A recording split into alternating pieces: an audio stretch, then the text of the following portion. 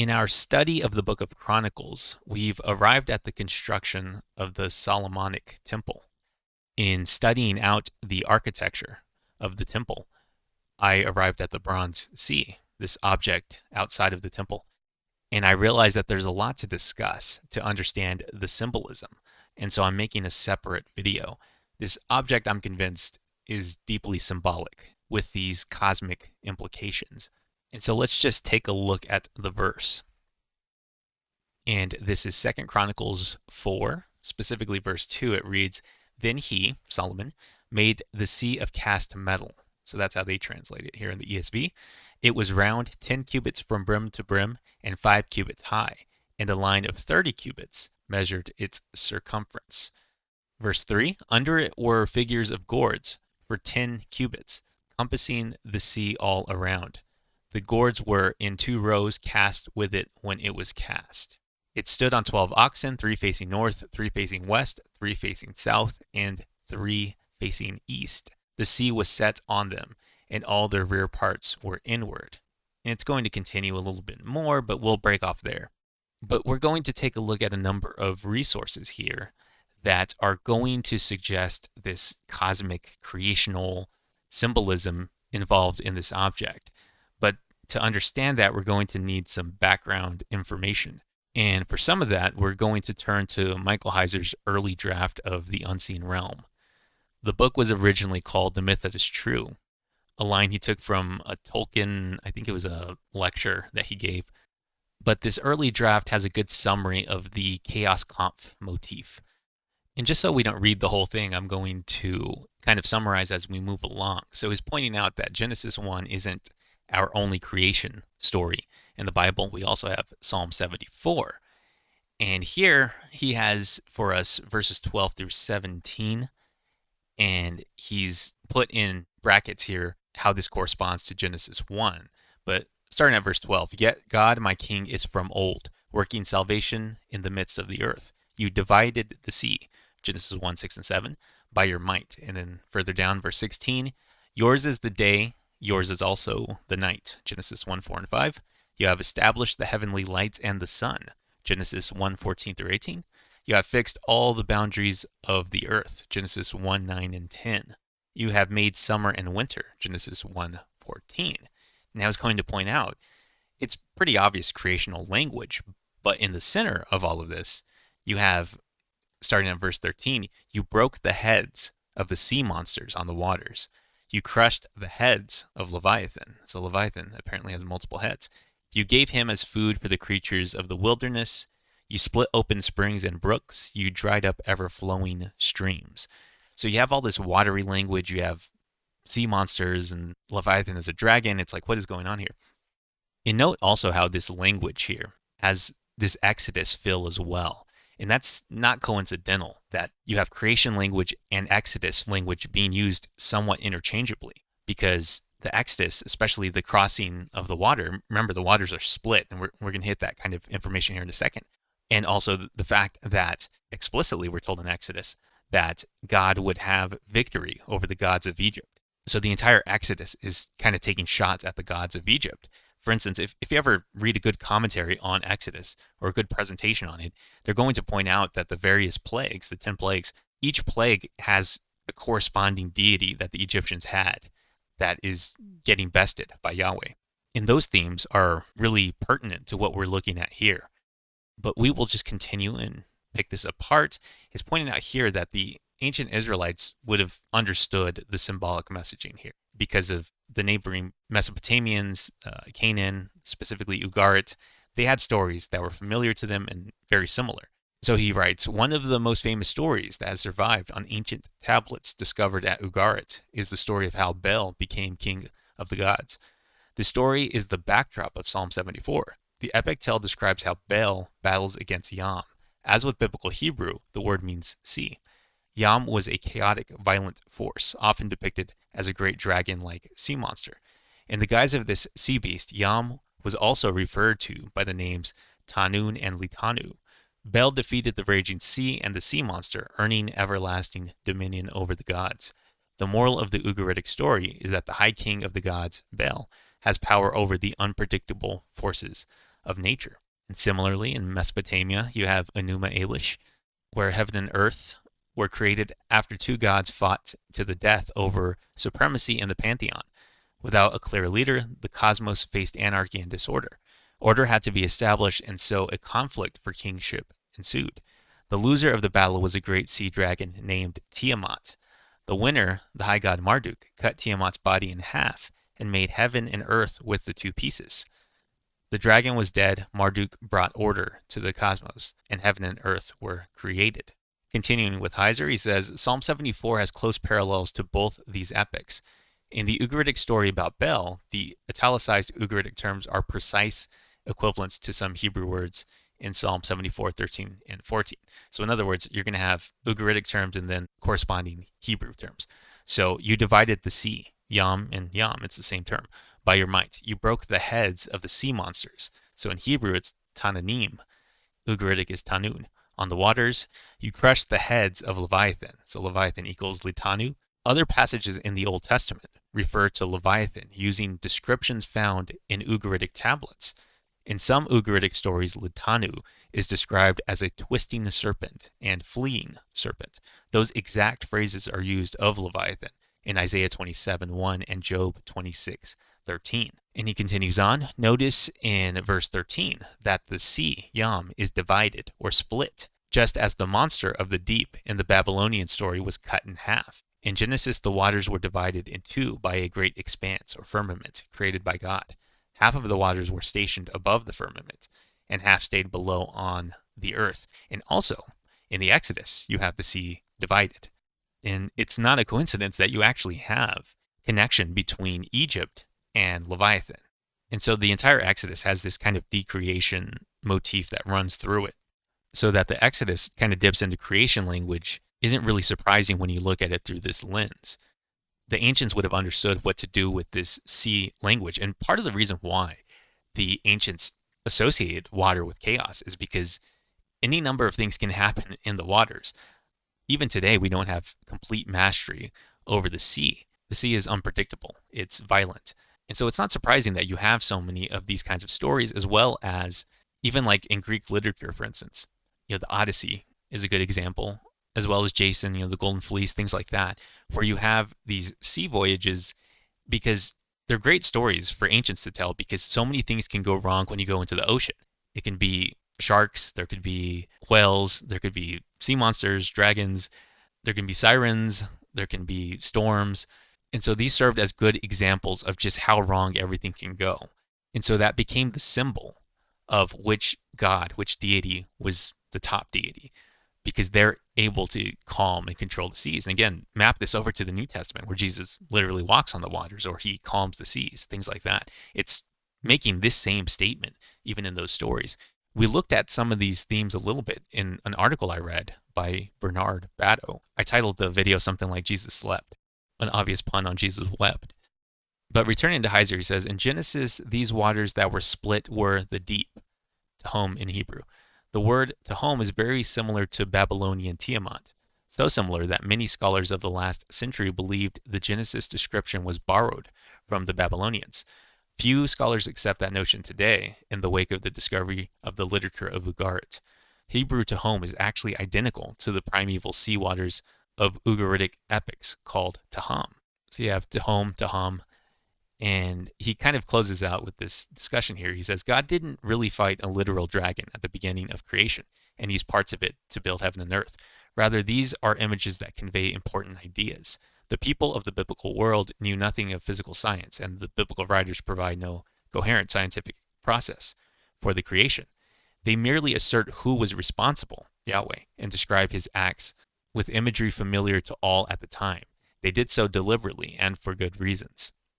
He continues, the biblical writers drew on the mythological epics of Ugarit and Babylon to provide their own answer to two theological questions. Who is king of the gods and who controls the forces of nature? So that's why you have this language being dipped into by biblical authors, is they're answering these theological questions using symbols and language that everybody around them would have also understood. So all of that was background material for us to now look at the object itself, and you'll see why we took that detour. And so this is the entry from the Anchor Bible Dictionary. Now, we're not going to read the whole entry. We're just going to kind of jump around. And I do want to read this, however. It, the Bronze Sea, apparently was made by casting, since the term molten derives from the Hebrew root to cast or pour as metal. Now, we're going to read an article momentarily that is going to cast some doubt on this. Most of the discussion here is about the discrepancies you get between Kings and Chronicles about how much it holds, but as it points out here, it's not certain how baths were reckoned anyway.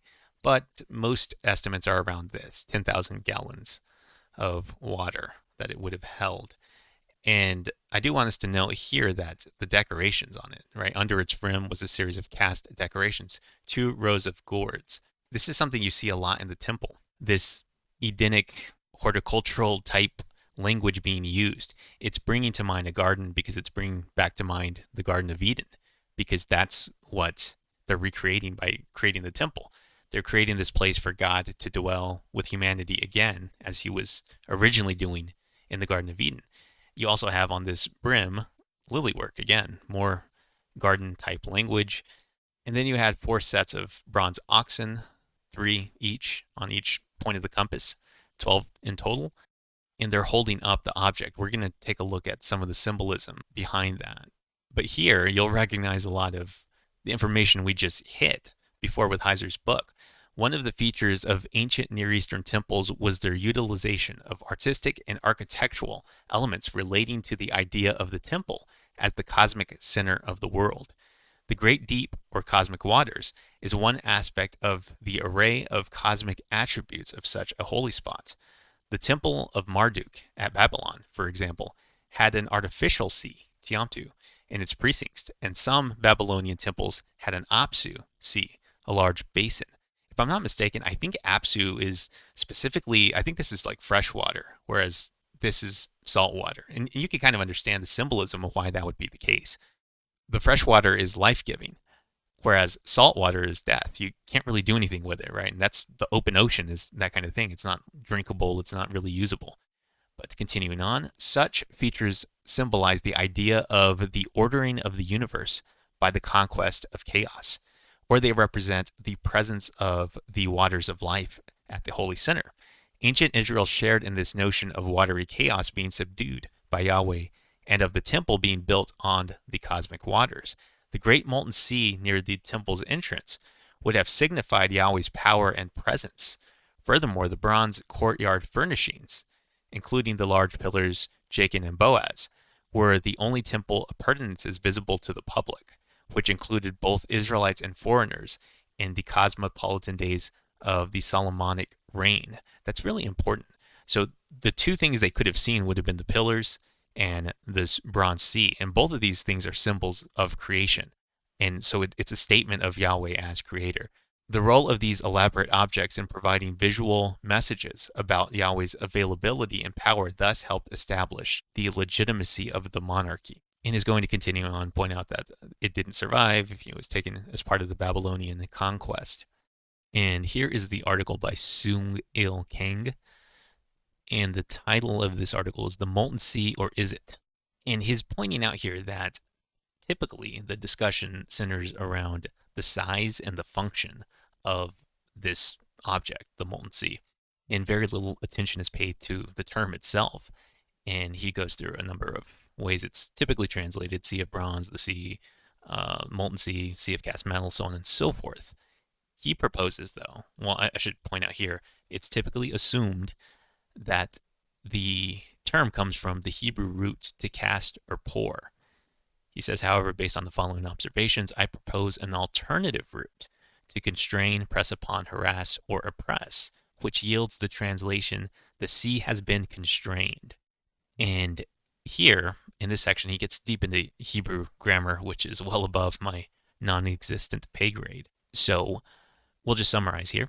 But ultimately, his point is the Hebrew grammar dictates that this phrase, however you're going to translate it, again, usually the Bronze Sea or something like that, he said it must be interpreted as a complete sentence, not as a phrase. All of these up here are phrases. You know, the sea of cast metal, tank of cast metal. But we'll just push down to this section that's relevant to us. He says, it has been shown that the earlier Solomonic temple as an earthly replica of the divine abode, was replete with mythological elements, such as representations of cherubim, lions, palm trees, and open flowers. And this is something we've talked about quite a bit overall on this channel, but also in the Chronicles series, this idea of the tabernacle, the idea of this mirroring heaven and earth thing, where the temple is a mirror of the heavenly temple and stuff like that. He continues, one is also reminded in this connection of the epithets of the altar and of its base in Ezekiel's vision of the new temple. The altar is given the name, this one's Ariel and Harel, the latter being understood to mean the mountain of God. And that's Ezekiel 43, 15, and 16. We'll look at this passage here in a moment. In addition, the base of the altar is called the bosom of the earth. Now, usually it'll say something like from the base, but literally it's from the bosom of the earth. These names, without doubt, have cosmic mythological resonances. The basin's religious significance in the Solomonic temple was comparable to that of the altar, as suggested by the fact that the basin and the altar were the two most important cultic appurtenances occupying the courts of the temple. Accordingly, the name of the basin should be one that best illustrates the basin's religious and cosmic imports as discussed below. And then here is going to get into the Chaoskampf stuff that we looked at. But since we already looked at this stuff, I'm not going to go in detail. However, he is pointing out that this idea of a New Year festival. So he's pointing out that there was a Babylonian Akitu festival during which Enuma Elish was recited. In the Babylonian festival, Marduk's overpowering his enemies and establishing an order, as narrated in the myth, functioned to ensure the dynasty's peace and prosperity. In a similar vein, the recitation of Yahweh's cosmic victories over the sea, symbolized by the huge basin in the temple, would have reminded the audience of the divine power and presence, ensuring the security and stability of the Davidic dynasty as indicated in one of the so-called enthronement psalms.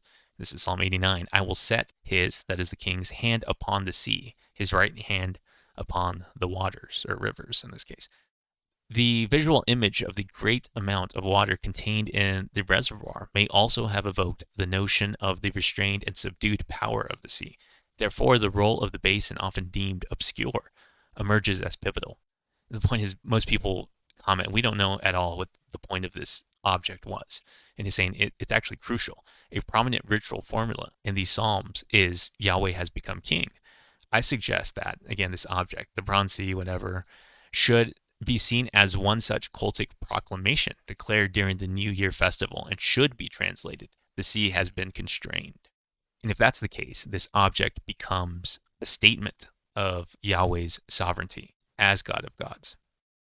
But this is that section of Ezekiel that he was referring to. And as you can see in verse 14, from the base of the ground to the lower ledge. Again, this is the part that he was talking about. That's literally the bosom of the earth is how that should be translated. Now here, verse 15 and verses 16, you have this language of altar hearth, or Harel here, and then the other one, Ariel here. And these references are very obscure. In fact, one of the best resources here that deals with this is G.K. Beale's book, The Temple and the Church's Mission. This is in page 33, footnote 9. He says this about these terms. Translations of Ezekiel 43:14 typically have from the base on the ground, but literally it is from the bosom of the earth. Among the reasons for associating the altar hearth, literally Ariel, of Ezekiel 43:16 with the mountain of God, is Levinson's observation that the same mysterious word, Ariel, occurs also in Isaiah 29:1, where it refers to the city where David camped and is equated by synonymous parallelism to Mount Zion, so that it resonates with mountain imagery. And then here he gives a number of resources to look up. And he points out here that Mitchell observes that Ezekiel's altar resembled a Babylonian ziggurat, which, as we will see later in the book, which we won't see, was designed to resemble a mountain and was considered the top of a temple.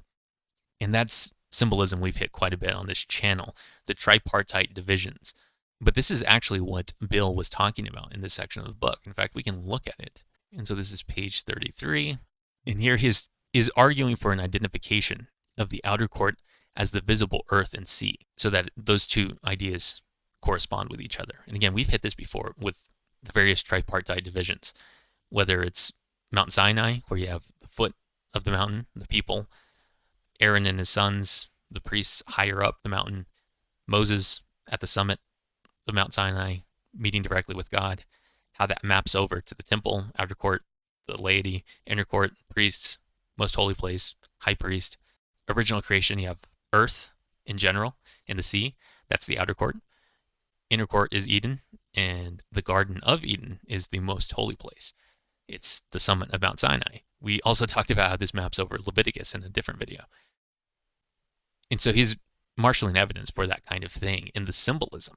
And so he's pointing out here that the altar was also to be an altar of earth or an altar of uncut stone. And he compares this to Exodus 24 and 25, thus identifying it even more with natural earth. And he points out in the footnote that the altar's association with the earth may be enhanced by noticing that it is repeatedly described as having a foundation, imagery typical elsewhere of structures rooted to the earth, and sometimes used of mountains. Thus, the sea and the altar appear to be cosmic symbols that may have been associated in the mind of the Israelite respectively with the seas and the earth. And he gets into the symbolism of the 12 bulls that are holding up this sea. I want to go ahead and hit this Twitter thread again by James Bejon. We talked about this in the genealogy video at the very beginning of all of this. But here it's very relevant because symbolically, the genealogies make up this image, this object, in the way that they're structured. So we have the 3 bulls facing the compass, 4 sets of them, so that equals 12. Of course, 12 is a very symbolic number dealing with the tribes. There possibly is even like a calendrical implication to that as well. But here's the point that is getting at, that just as 3 bulls face each point of the compass, the chroniclers' genealogies are arranged on the basis of their location in the land. So look at this. This is chapter 2 through 3, or 2-3, all the way down to chapter 8. So a large chunk, the bulk of the genealogy information in the Chronicles, and it's a huge section. But it goes southeast, then the Levites in the very center of the genealogy, northwest. And again, they're arranged exactly the way that the bulls are faced. What this means, though, symbolically, is this puts the Levites in the center, serving as the water. They're the laver. They're sprinkled throughout the land, which they literally are because they were not tied to a specific geographical place. They were scattered in the rest of the allotted portions of the land to the various tribes. They didn't have their own specific location. And Bejon continues that the Levites are hence depicted as a kind of tribal laver, since their job is to keep Israel clean. But he goes into even more symbolism throughout, but for our purposes, we're not going to go there just because we already looked at some of this, and specifically this dealt with what we're looking at. So I wanted to make sure that we looked at it. But go ahead and give him a follow if you haven't. He's got so much really interesting information in these kinds of topics. I would like to close out here with Hahn's comments on this section, although I do want to point out here that Dillard in his commentary on page 101, he points out that the dimensions favor a step altar similar to that described by Ezekiel. So it's very interesting. We talked about the Ezekiel altar, but he's saying that this one similarly, because of the dimensions, would be also a stepped altar, which again, that gives mountain imagery to that as well. But looking at Hahn, this will be a nice summary. Thus, in Solomon's temple, the curiously named basin for washing the sacrificial gifts, called the sea, Yam, is thought to recall the primordial division of the waters. And he cites Genesis 1:6, Psalm 74, as well as Isaiah 51:9-11, which is interesting because this passage really gets into that the sleeping deity motif that I mentioned earlier, the Jesus slept video. It really dovetails with this very nicely. But continuing with Hahn, he says, and perhaps evokes the 4 rivers that flowed out of Eden to water the earth in Genesis 2. Elsewhere in Scripture, the temple is frequently associated with life-giving water. One psalm speaks of the temple as the fountain of life and refers to the river of thy delights, or literally, the river of your Edens. What's so interesting about this, of course, is this deals with that temple of the future kind of idea, which we learn in the New Testament, that the temple of heaven has come down to earth. And it's the Word, it's the Logos, it's Jesus. He invites everybody to come drink from the rivers, which, of course, is the Spirit that is going to be given at Pentecost. But continuing with Hahn, he says, in his vision, the prophet Ezekiel sees water flowing from the right side of the temple, south of the altar. in the vicinity where the chronicler says the Yam is located, again, the sea. Confirming this association of the temple with the springs of life, the chronicler describes the Yam and its accoutrements with traditional images of abundance and fertility. It is shaped like a lily and seated atop a pedestal made of 12 bulls, 3 of which face each of the 4 corners of the earth. And bulls often have this fertility symbolism associated with them. Continuing with Hahn, he says, as the sea evokes the primordial waters, so the great altar that Solomon builds is a symbol for the foundations of the earth, a symbolic association found throughout the biblical record, beginning with the altar of earth that Moses is commanded to build. The altar of the temple, as the prophet Ezekiel said, stands literally at the bosom of the earth. Some scholars believe the bronze platform that Solomon built to pray upon in the temple court is another symbol of the earth. The pillars that Solomon erects at the north and south points of the temple entrance are also symbolic. Throughout Scripture, we find it asserted that God established the earth on a foundation of pillars. And here he lists a number of references. Only Chronicles has Solomon naming these pillars, and the Hebrew names he gives them, Jachin and Boaz, connote stability and strength. Boaz, perhaps not coincidentally, is also the name of David's great-grandfather, already mentioned in the chronicler's genealogy. Johnstone is probably correct in seeing a deliberate Davidic point being made here. The stability imparted by God at creation to the whole world is maintained by the activities of David's house, God's representative and agent on earth. And this is full of things we've been hitting on in our Chronicles study. It brings to mind that dissertation that I've alluded to in the Chronicles series by Mingham Ko, the title of it being Seeing for Covenant Stability. The idea being when Israel was to be Orthodox, which they almost never were, it was an idealized hope. But that hope was that in worshiping Yahweh properly, they would bring order to the cosmos. Order would be maintained. Chaos would be restrained. And this hits that point perfectly, especially given, again, that's the symbol of the waters being subdued. It's being upheld by 12 bulls, which are symbolic of the tribes. And again, in the middle of the waters is the Levites, symbolically. It's the Levites in that object. And so it really just dovetails so nicely. Now, of course, all of that is a shadow, a type of the Messiah, who is going to embody all of these symbols, and he's actually going to complete it. He's going to actually do it. He's not going to fail in the process. And so it's important to think about that aspect of it, that these symbols always look backward, like, for instance, to Eden, but they also look forward to the Messiah, and they look forward even further when, like in Revelation, at the end, when John says, I looked out and there was no more sea. And so we all look forward to a day when chaos will be completely eliminated.